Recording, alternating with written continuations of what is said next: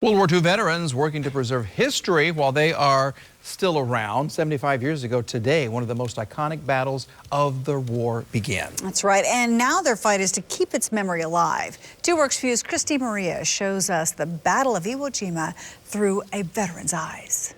We need to remember those folks. We need to remember the event. February 19th, 1945. U.S. Marines and Navy, 110,000 strong, prepared to take a small 5-mile-long island. Those guys didn't bat an eye. They just moved on in on the beach. The island was Iwo Jima. It would take 5 weeks for the spit of land to fall and cost nearly 7,000 American lives.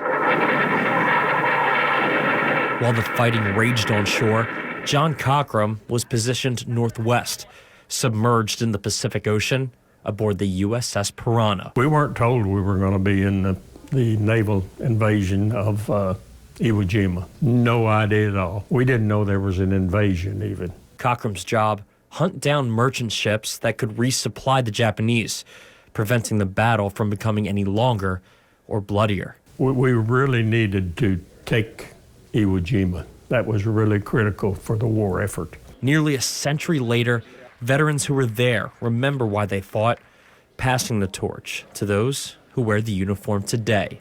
Even though Cockrum put on his uniform 75 years ago, he says the reason he did so is still important today. It's our whole life. Our way of life here in the United States. There's nothing like it anywhere else.